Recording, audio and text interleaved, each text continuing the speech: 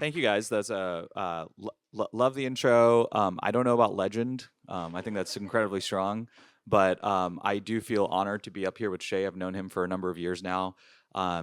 Just to give you guys a little bit of background, so I run a news media organization that focuses on critical technology that's linked to national security. So Payload was our very first brand, and we've since expanded to a number of other brands. So our parent company is all called Arkaea Media. It's great to be here. And, we started the company about 5 years ago. And I have a finance background, was on Wall Street for over a decade and got to witness the movement of capital within the space industry and how it's evolved. And how much people cared about space even just 2, 3 years ago versus today has been wildly different. So seeing that evolution has been just absolutely amazing, and being in the front row of all of that. Obviously, Shey has been in the industry far longer than I have. So maybe Shey, I want to kick things off and talk a little bit about like what space means for the kind of everyday person, especially the folks who aren't in the industry. I think most people, if not all, woke up this morning. They probably use their phone for navigation. They check the weather. They probably swipe right or left on a dating app, and probably no realization that those technologies are dependent upon space. Do you think that that's a failure of communication from the industry, or a sign that the industry has done everything right? First and foremost, thank you. Thank you for Juice team and Ame and Lynn and everybody and yourself to be here. I'm honored to actually be interviewed by you, Mo. I have a lot of respect for you and your organization. I think that's a sign that the technology is actually working. I think if you look at, I've always believed when technology works, it sort of disappears into, you don't have to talk about, it used to be that back of every car, there was an emblem that said electronic fuel injection or overhead cam or every technology. Well, those things disappeared because those kind of technologies are already part of a car. And I think when systems just work and they become part of our daily life, it means that technology is working well. So I think that's the answer. So you started Cesium in 2017, and you had a very specific technical insight that you've carried from your days at Lockheed in the 90s. What made you, maybe tell us a little bit about Cesium, like what made you want to build that company? What was the technical insight that you had that you felt like was important for the industry? Yeah, I think this idea began well over 20, let's just say 20 years ago. You said, thank you for saying 90s, not 80s. Yes, sure, 90s. But yeah, no, I think sometimes in the late 1990s, I first thought about this business that we have now. And it was really transitioned from the advent of internet and wired to wireless. And what do I mean by that? I think some people may realize that there was a time that we all went to work, and then to have access to information, we had access to a newspaper, or we had to come home and talk to somebody in a wired phone or through our TV.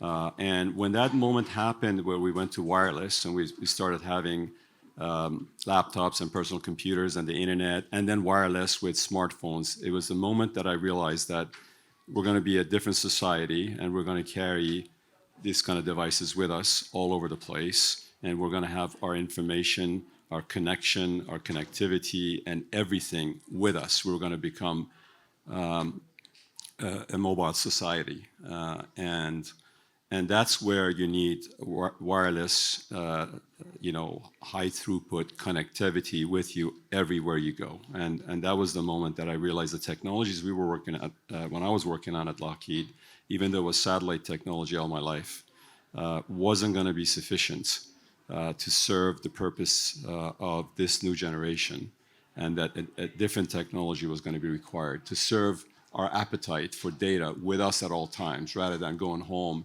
and watching and scrolling through 200 channels of a dish network or something like that. It's a very different world in the way we consume data and information. So specifically to tell me a little bit about the products that you're building. I know I don't want to get too technical. I know they can get complex quite quickly, but they're very important to the industry. And I mean, maybe you can talk about it in the sense of like, in the next few years, we're gonna, these devices are gonna be connected constantly to satellites. Yeah. There's not gonna be this concept of dead zones anymore. Like you're gonna be able to have service. I mean, I don't know if that's most people consider that a good or bad thing, but maybe tell me a little bit about the products you're building and how it ultimately impacts the person with that mobile phone. Yeah, it has to do with connectivity and the way connectivity happens today. We all use for us to be connected with our phones and everything. We all use a natural resource without getting technical. It's the radio waves, radio spectrum is called, and it's a natural resource. It's just like oxygen. It's just something that physics and nature gives us. And this spectrum, this radio spectrum. There's only so much of it. Some portions of it penetrate walls and concrete and glass. That's where your cell phones work inside this building. Some portions of it don't work through walls and glass, and they provide certain attributes. How we use this natural resource, all of us on this planet, matters. In other words, there's only so much of it, and if we run out of it, then we can't use it anymore. So how do we, over the years, have improved this technology for us to be able to use it?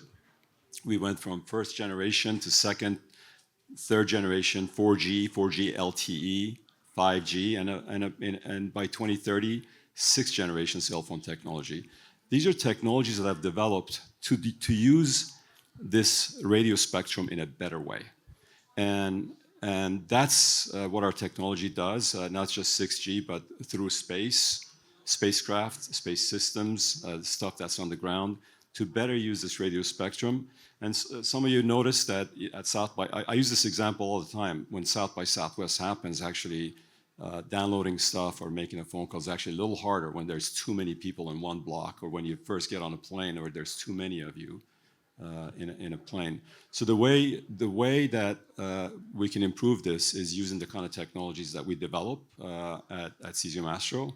And we're using that for everything. We connect everything: satellites, drones, aircraft, cars, connected cars of the future, and as you said, ultimately also cell phones. So there's a generation of people who believe space is about massive government programs, billions of dollars. Now you have, and prime contractors. Now you have companies, startups, growth stage businesses like yourself, shipping satellites in months, not years or decades. What's enabled that shift? I mean, you were also part of Firefly's growth and journey. You were the CTO there. That's now a publicly traded multi-billion-dollar company launching satellites to space. Tell us about the movement that you've witnessed since your days at Lockheed, and what's enabled space to become so much more, like so much faster and more innovative and cheaper, quite frankly. Yeah, I think there are a couple of major events. One is kind of obvious to most people, that now is most obvious. The cost of launch, getting stuff into space, came down with SpaceX. I mean, no question about it. I mean, without SpaceX making that innovation and that leap, many of us wouldn't be here in this business. But the second that's not so obvious is the technologies that improved in the automotive industry, actually. How's the automotive industry related to space? It's the technologies that were developed to make automobiles more reliable, and the manufacturing technologies and the chips that went into them to make cars safer, and all of that, the hundreds of billions of dollars that was spent in developing the chip technologies and things that made automobiles better and more reliable and safer. And that, along with lower launch of cost, really started the capability of companies like ours to take advantage of these technologies and create companies like mine. What about the approach to risk, right? So, 10, 20 years ago, you needed to make sure that, if you're launching a satellite to space, it needed to absolutely work. You spent a lot of capital on making sure it worked. It was very expensive to launch. Now I feel like the approach to risk has changed. There's a lot more of the Silicon Valley, like, move fast, break things mentality. Are you seeing that? I mean, how much of that are you seeing? How much of that are you kind of are you integrating into your own business? Yeah, I think it's less about maybe risk is part of it, but not so much in my opinion. I think it really has to do with the way since 1957, when we first started, Sputnik was launched by the Russians, although we were ahead of them in satellite technology, but they just happened to launch Sputnik, and then in 1957, we very quickly then launched our first satellites in the U.S. I think because the rockets that we were using were of the era of the Apollo era, and they were large rockets and very expensive rockets. And when you have a very large, expensive rocket, you want to fill it to the rim, let's say. And the satellites grew from small satellites to bigger and bigger and bigger satellites. If you're going to buy a $250 million rocket, you're going to fill it to the rim, and you're going to take advantage of all of its capacity. And then if you're going to have a $250 million rocket and you spend 200, 300, 400 million, $1 billion for one satellite, you better make sure it works. The moment you push that button, it's done. You can't get it back. At that moment, $1 billion either works or it's lost. And so the idea of reliability and how you reduce risk through the NASA methodology was, I grew up with it. That's how we work. That's how we send satellites and spacecraft to Mars and beyond. And so that's the way it was. But then there was a realization when the cost of launch comes down, and the realization that you can actually make things smaller, not just larger, and you can launch many of them. And if they fall out, they burn up in the atmosphere, opened up a new way of looking at things. Yeah. And that was the initial thought around, hey, I don't have to just keep making this, gold-plated things. I can make them just the way automobiles are made. Yep. And if they fall out of the sky, so they burn up in the atmosphere, or they go into the junk orbit, and then we can launch more. Yeah. And so these are the symbiotic relationships between cost of launch and the technologies that I talked about in automotive technologies. I want to talk about another trend that's really reshaping the space industry, which is this idea of heavy launch. So in the past, we were able to send. Let's talk about SpaceX since you mentioned it. SpaceX has its workhorse rocket Falcon 9. They launched it 165 times last year. So about, over three times a week. Mm-hmm. And they've made it very, very boring, right? You don't hear about launches anymore like you used to. And right now they're developing Starship, which is their heavy lift launch vehicle. And just to give everyone a sense of size, the Falcon 9 is about 20,000 kilograms of payload capacity that they can launch to space. Starship is about, 5 to 10 times that will be that capacity. So in one launch, you can launch as many as 5 to 10 of these rockets. Mm-hmm. What is that going to do for the industry? Like, you now have this, building 100, 150-foot building-sized rocket that can put enormous things in space. Yeah. Are we going to be able to put bigger infrastructure in space? Like, how are you thinking about that coming capacity, and what is that going to enable for you?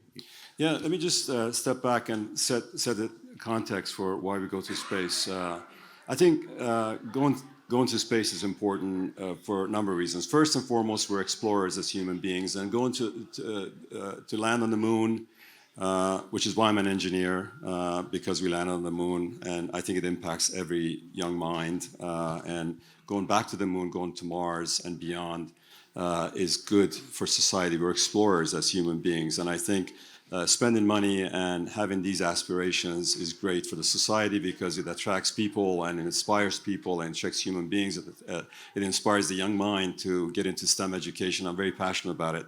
But as a business and security, the Earth orbit, for example, is very important. We rely heavily on space infrastructure. Most people don't realize that. For example, just let me give you one example. Most people know about GPS, and GPS is great because most people think of it as they found their way to come to this address. But if GPS was damaged, our GPS system was damaged, everything would shut down. everything in our society, our financial system, our banking system, our transportation system, our food delivery system, the entire economy around the world would collapse instantly. Our grid system, getting electricity in our houses, just think about that first. That's just GPS.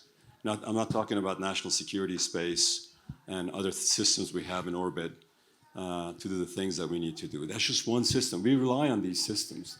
And then with the advent of AI and quantum machines over the next decade, relying on space is going to take on a new role.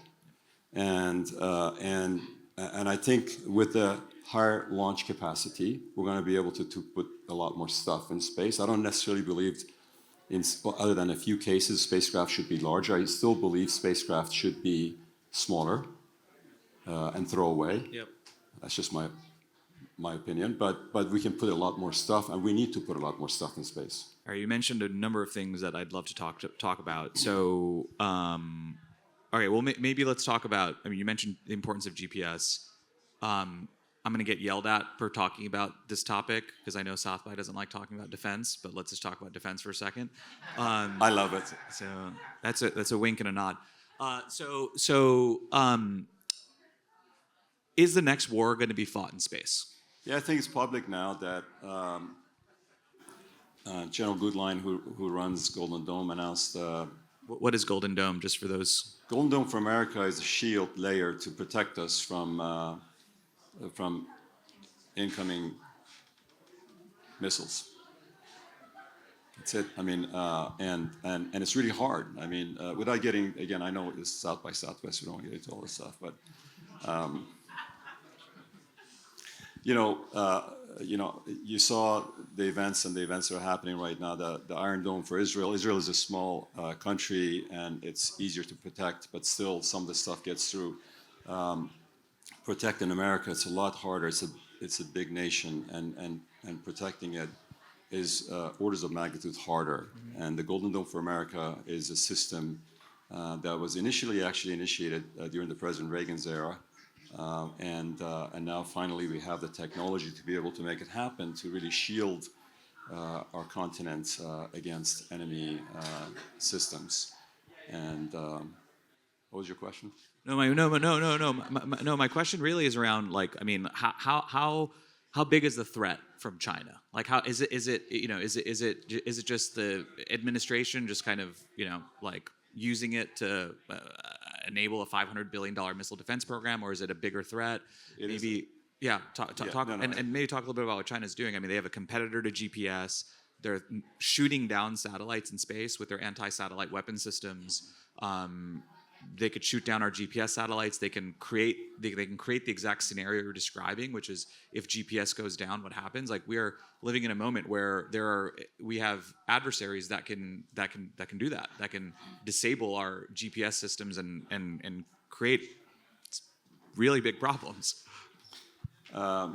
You asked a lot of questions. Some of them I won't answer. I can't answer, but I can tell you that no, we are your question was what is Golden Dome and who's General Goodline? He runs Golden Dome, and I think it's now publicly announced that we are at war already in space. Space is a contested environment, and as I said earlier, our livelihood, our democracy, our Western way of life depends on space. Everything that we do depends on space, and it is a contested environment that's already we're already at war. Yeah. And the things that you said are real, and we need to defend ourselves, and that's all I'll say about it. I don't want to get into. Yeah. No. So everything that you said, as far as are we being threatened? Yes, we are being threatened. I can't get into any more. Okay, well, let's switch topics before I never get invited back to speak here. So let's talk about the Artemis program.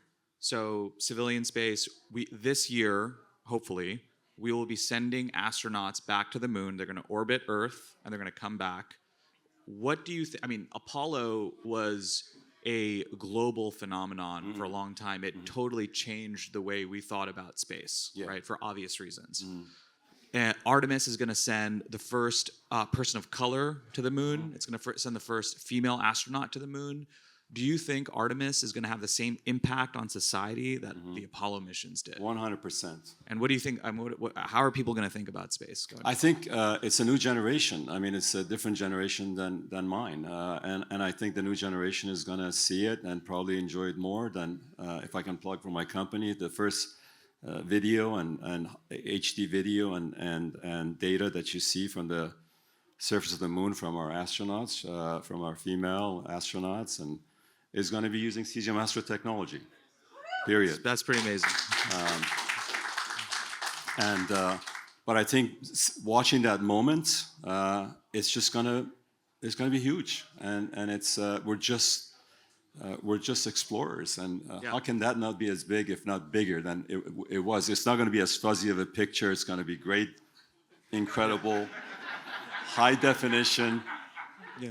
Oh, it's right there. That logo right there. Yeah.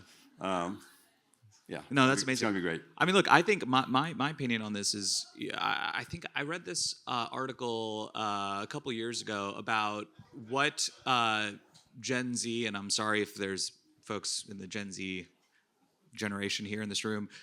What it was a survey of like, what do you want to be when you get older? Right? Yeah. And I think the number one response on this was YouTube influencer or something like that, right? Which is like, I won't comment on that.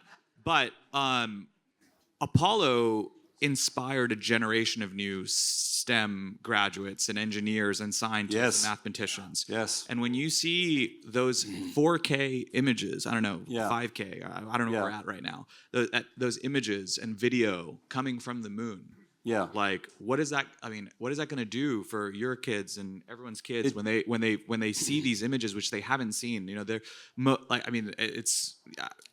It changes the game. I think some of you may have seen on the news that we just bought a campus on 71 in Bee Cave, and that place was going to be Amazon or something like that. I don't know if it was going to be Amazon. It was going to be some warehouse, and we talked the city of Bee Cave into letting us buy it, because what I presented to the city of Bee Cave was when I was a young man and I went into the lobby of Lockheed Martin, and there were spacecraft hanging from the ceiling that went to Mars. And I went and watched how spacecraft are being built. I just wanted to be there for the rest of my life. It just never felt like a day of work. I never felt like it was a day of work. And I remember a couple of years later, I was sitting in the cafeteria at work, and Voyager 2 was going past planet Neptune.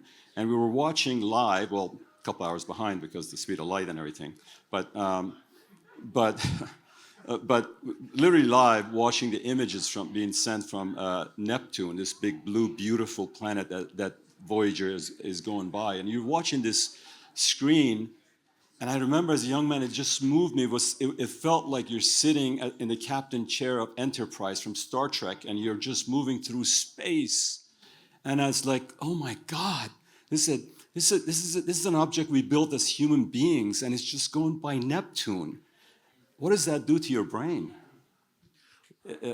That's all I want to say about it. And that's what we're building in Bee Cave, and that's what I want to do. What I told the city of Bee Cave is I want to do that where the community's kids, instead of having 18-wheelers going in and out of delivering useless stuff to people's houses, I want them to come in, and I want to show them how spacecraft are built just like I saw it. And I want them to get into STEM education. That's what it does to your brain. What do you say when people ask you if we really landed on the moon? Oh my God, where do I start? Yes, we landed on the moon. Yes. All right. Well, let's keep it there. Maybe to kind of keep on this theme, SpaceX is going to IPO this year. That's the current plan. Sometime this summer. $1.5–2 trillion, somewhere in that $1.5 to $2 trillion valuation. It's looking like it will be the most valuable company in the world. Right now it's the most valuable private company in the world. It will be the most valuable it could become the most valuable company in the world. They will at least be in stone's throw. 10 years ago, 5 years ago, 2 years ago, was that imaginable? I couldn't have, in my wildest dreams, thought that we would be in 2026 staring at the IPO of one of the most valuable companies in the world, and it's a space company. Oh yeah. And what is that going to do for all the other space companies? Yes. First, the halo effect is going to pull everybody with it. I mean, as I said, I'm very proud of the people of SpaceX that created what they created. It is quite phenomenal and amazing. Not to take anything away from other people who are building rockets and space and everything. I was part of Firefly, and but I think I am not surprised by it. I think, as you said at the beginning, that when technology works and it disappears into the edges, and space is so significant in our future. I mean, over the next 10 to 20 years, there are three elements that I believe will change the world in a manner that is really hard to imagine. The advancements in energy technologies. So it's a triangle: energy technologies, information technology at a new level, which includes AI and quantum machines or quantum computing, and the third is connectivity, which we're involved in. These three things, symbiotic relationship between these three things is going to change the world in a way that I hope it happens sooner. Once and for all, curing cancer is within reach. Once and for all, being able to go to a doctor finally and having everything already custom designed for your biology is within reach. Once and for all, coming up with drugs and systems and technologies that enable humanity to go to a different level is possible. People talk about AI putting people out of jobs and everything. I just don't think that could be. Nothing could be farther from the truth than that. Yes, for a while, some jobs will be displaced as people get trained on different things, but I deeply believe that human beings will rise to a new level to do bigger and better things at higher and higher levels as machines do more work. And I think that is all dependent on space. Space, since the day this gentleman, Arthur C. Clarke, wrote a paper in 1945 that you place three objects at 22,350 miles above the equator, and you can connect about 90% of the population of the Earth. From that moment on, space has impacted our lives. Yep. And where we are today, it's just like if somebody told you, hey, there's this thing coming out in 1980, there's this thing coming out like the personal computer or something like that. We're at that age for space. It's nothing. You haven't seen anything yet. Yeah. And I mean, and your point on the cancer and the drug discovery, I mean, for those of you who don't know, I would highly encourage you guys to go and look what's happening on the drug development in space using microgravity to enable faster, more innovative ways to develop drugs in space. So anyway, I want to brag about you for a second. You just raised $470 million, one of the largest capital raises in the industry. $500 million. I think that takes your total capital raised to like 600-ish million, right? Mm-hmm. What are you using? Like, what are you going to use all that money for? We're scaling very fast, and because of this triangle that I mentioned, energy, information, and connectivity, everything in our world needs to be connected. Technologies that I talked about, the things that we're doing, resilient GPS, things that cannot be jammed or spoofed in our national security, connectivity for our national security, for connected cars, commercial applications that that our investors. It was public that Woven Capital, for example, Toyota Motor Company has invested in us. Jaguar Land Rover has invested in us. Porsche SE and Volkswagen Group have invested in us. So it's not just all defense, it's commercial connectivity of cars, autonomous vehicles. And so the whole world's pretty much coming to little CesiumAstro in Bee Cave, Texas. And so we need that money. We have 8 locations around the world now. Austin is our biggest headquarters, but we have locations in LA, Westminster, Colorado, Tokyo, London, Munich, Taiwan, soon to have in Singapore, Washington, D.C., Melbourne. Yeah, we need to grow every one of those. Well, so let's talk about your... In search of engineers. Have your kids... And other people. We need good marketing people. I love our marketing people. We need good finance people, but get your kids into STEM education. Go ahead, please. Let's talk about what you're doing here in Texas. We're here in Austin. There's a number of space companies here, but you just announced a massive new campus that you guys are building out. Why Austin? Why Texas? You know, when I was at Lockheed, Because you could, by the way, because I say that, and for those of you who don't know, Los Angeles is a very natural place to build an aerospace and defense company or space company. There's lots of great businesses out there. There's a lot of talent out there. You know, Vandenberg, the launch base is right out there. Most people naturally gravitate to like LA or Colorado, but Austin, I know, isn't. It's there are some space companies, but you've made a very deliberate decision to build in Austin. you know, I wanted to start a company. I wanted to be an entrepreneur, so I always thought about two places, Austin and Denver. And I chose to come to Austin because it's an incredibly vibrant city, a young city. It's absolutely beautiful. It has a lot of sunny days. The sun is really important to me. I think the average is 288 days of sun. Really, it's a beautiful city. It's awesome. It's the Silicon Hills. There's a lot of talent here in every area. We got UT Austin, Texas A&M. UT Austin is one of the best engineering schools in the world. I mean, it's just the best. And that's why I wanted to be here. And I'm so glad. I'm just super happy to be here. And I really mean that. Yeah. Let's talk about AI for a second.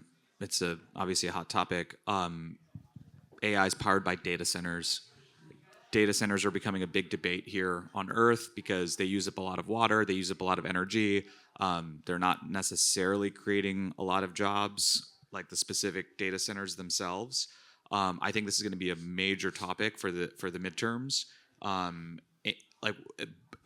I say that, and now let's talk about space, which is that there's this new concept of, well, why don't we just put the data centers in space? It's not here on Earth. You're not using up any land. It's very, very cold, so there's naturally cooling. You have literally direct energy from the sun. It seemingly solves a lot of the issues. But what do you think about data centers in space? It's also a core piece of why SpaceX is getting the valuation it's getting. Do you think it works? Do you believe in it? Like, what do you think about this data centers in space concept? You told me not to get too deep, but you asked that yes. very profound question, so I have to answer it as an engineer. Let's do it. I think, first of all, you know that we acquired an AI company, which I'm very proud of. Actually, their founder and CEO sitting right there. I couldn't be more honored to have someone like Joe be part of our team and his entire team. We're an amazing set of scientists. Joe and his team could be anywhere in the country, probably earning about several times more money than I paid them. But they chose to be with us because we have a mission that matters. And data centers, first of all, a couple of things. I don't believe that there are aspects of data centers that make sense in space. In particular, what's called sort of the inference engine part of it makes sense because, again, space is good for global connectivity, instant infrastructure that it provides. This is really, really cool. Cellular infrastructure will never go away. Fiber optics will never go away. Space is that other last mile frontier that creates, but it's really hard, even with Starship, it's expensive to send stuff to orbit. Furthermore, contrary to popular opinion, this is where it gets technical. When people say space is cold, yes, space is cold, but actually getting rid of heat in a spacecraft in space is really hard. Because one side of the spacecraft faces the sun and it's well over 200 degrees centigrade, and the other side that faces the space that's cold is minus 200. And in that space, no matter what size the spacecraft, it's really hard to get rid of the heat. Secondly, people say there's a lot of power in space, it's more power. Actually, no. There's a lot of energy in our solar system, yes, but the amount of energy, the amount of power that's in space, it's 1,300 watts per square meter, and on the surface of the Earth is 1,000 watts. Not much, 30% more, but you pay $1,000 per watt in orbit, and you pay 50 cents a watt on Earth. To put all that solar array, those are real numbers. To put all that stuff, pack it up, and ship it into space so that you think there's more space, those are just stuff people say and some investors say, and every engineer, I don't know, rolls in their grave, and people like me just bang our head against the wall, like, what are they talking about? I think some aspect of it makes sense with satellites in space, like I said, the inference engine, but to get into that and discuss it, and that's why we have an AI company where Joe and his team are working to make our spacecraft that we're building at CesiumAstro better and taskable and do edge processing, and all of that cool stuff matters. But the actual training part of it, the deep learning part of it, needs to stay on planet Earth. Yeah. We're running out of time, and I do want to open it up to Q&A. I have two questions. One quick one. I know we can talk about this for a bit, but this is a question I get a lot, which is like, there's like, I don't know, like 8,000-9,000 satellites in orbit today. If you add up all of the FCC filings for the companies and how many satellites they want to put up, I mean, you're talking about like, over 1 million satellites that are going to be in orbit over the next 10 years. People kind of freak out when they think about that and like, oh my God, there's so many satellites. We're not going to be able to see the stars.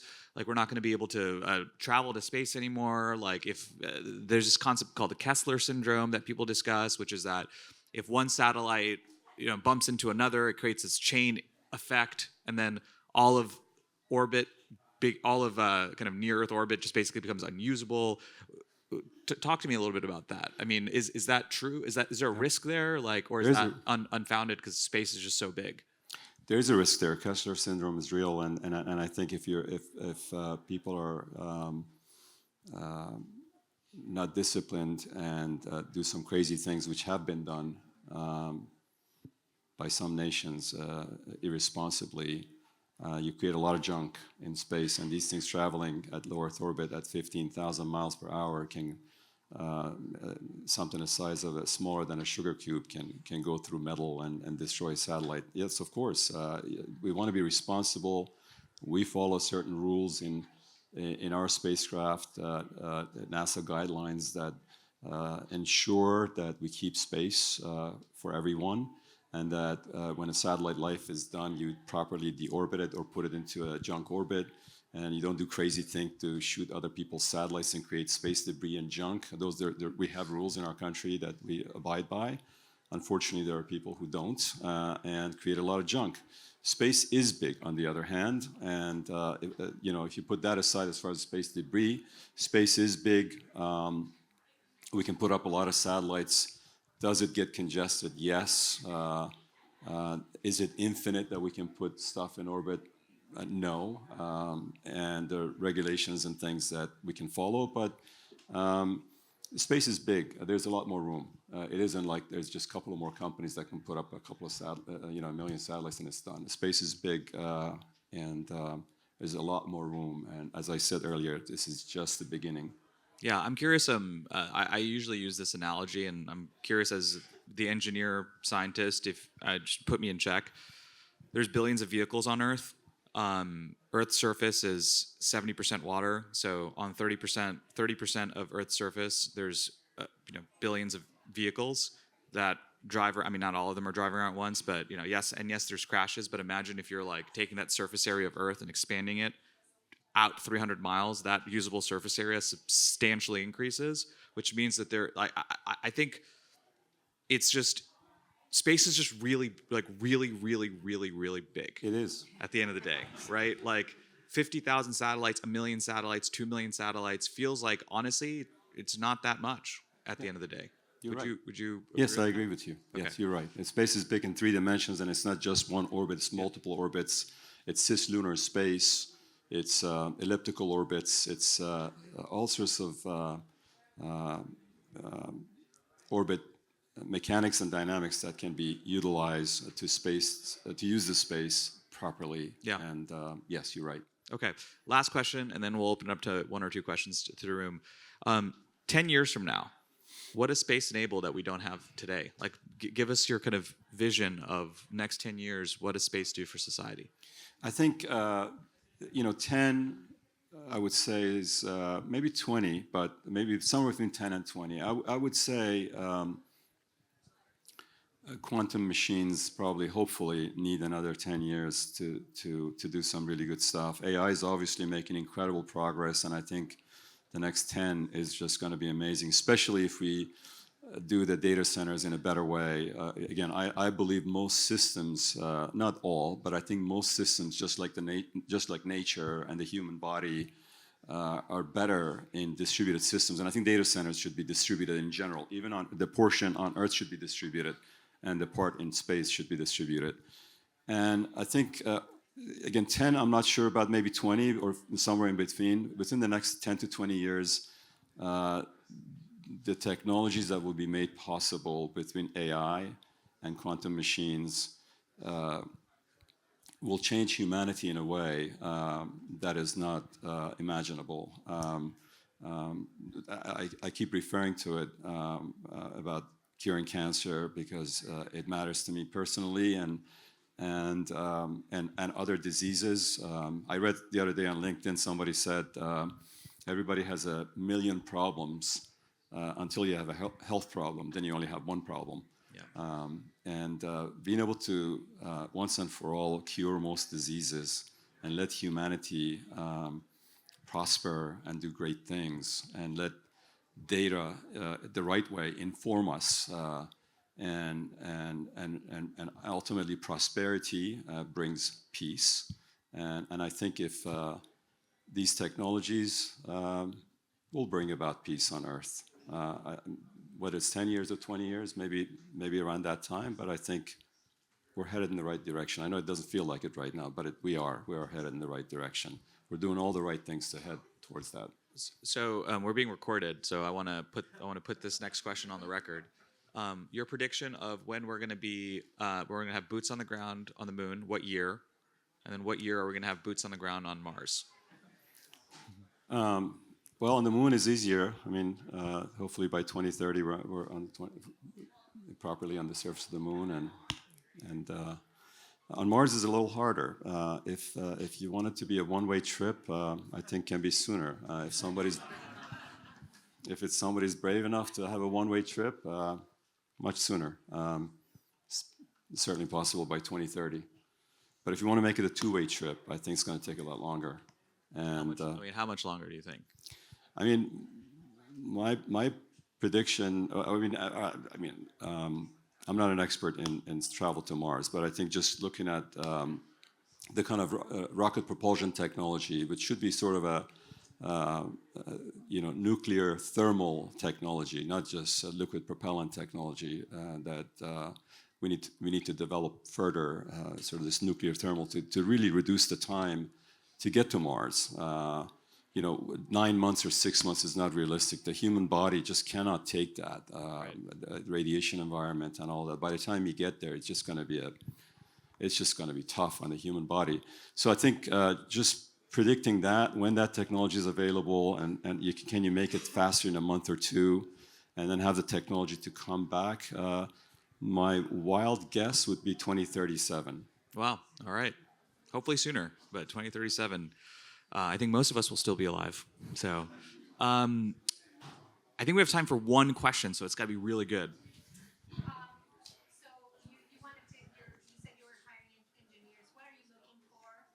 Obviously, UT is a great school, but obviously ASU is also a very good school. ASU. And also, what do you foresee in space inspection and servicing for satellites? Do you see that happening? So the question is around where you're finding engineering talent. What are you looking for in engineers, and then on satellite servicing? Thoughts on satellite servicing? Looking for engineers in every field of engineering. Electrical engineering, which is my field, has many, many different fields. Every field of electrical engineering, every field of mechanical engineering, material science, material engineering, physics, mathematics, computer science, AI, software, firmware. These are all fields of engineering that are required. And yes, it's not just UT. We have incredible schools all over the country, ASU, every state school. We have the best schools in the world, and we need more engineers and more scientists and more physics majors and more math majors. As far as in-orbit servicing and reconditioning, absolutely. I think it's something that, with the advent of better rockets and better, more access to space, that's absolutely something we're going to do, and it's going to be successful. All right, one more. I have a very, very serious question for you. If I'm going to connect with you on LinkedIn, what email do I use? So you referenced Arthur C. Clarke and how he inspired our grandparents to go build satellites. In light of other days, he inspired us to use a word we can casually, just really see the entire sort of universe in front of us. Have you read that book? Are you thinking about that? What book was that again, please? Light of Other Days. I have not. No. Go check it out. Okay, I will. We wouldn't have to send boots on the ground. We wouldn't have to risk lives or radiation. We could do it from anywhere. All right, go read Arthur C. Clarke. All right, one last question. We have time. Go ahead. Yes. So I wanted to know, what is your thoughts on the extension of the ISS to 2032, and what technologies are needed to sustain the lunar base? I think we need another hour for that one. Yeah, it takes. I mean, I think extension of space station is. I hope we do. I don't think we're ready to commercially put something that is equal to space station quite yet. Yes, there's companies that I'm a big fan of, and they are putting technologies up there soon, but not quite to what we can do in space station. So if your question is, should we extend it? You have my vote for whatever it's worth. It's worth nothing, but. I'm sorry? Will it last? Oh yeah, absolutely will last. Of course it lasts. And then your question was, what technologies do we need to sustain a lunar base? We have the technologies to sustain human beings on the lunar surface right now. Starship needs to happen, or Blue Origin's rocket needs to happen. But these two things are making good progress, and I think that's pretty much it. Then we have everything we need to start. Not like the movies. It won't look like the movies yet, but feet on the ground and have some presence there. Yes, absolutely, we have the technologies. Yeah. Shey, let me ask the last question. Sorry. What's your favorite space movie? I'm curious. Oh man, I don't know. I don't like my wife. I don't like a lot of space movies because they just make everything like Hollywood, and you're whipping around, and so it just doesn't work like that in space. I believe in Keplerian orbits and mechanics, and it just bothers me. And she says, "Why are you complaining so much?" And just watch the movie. And but when I was a kid, Star Trek was awesome. Star Wars was awesome. But then later on, it's just like once I learned more stuff, I'm like, I don't like any of these space movies. All right. Shey, thanks so much for being with us. It was great. Thank you so much. Thank you. Thank you.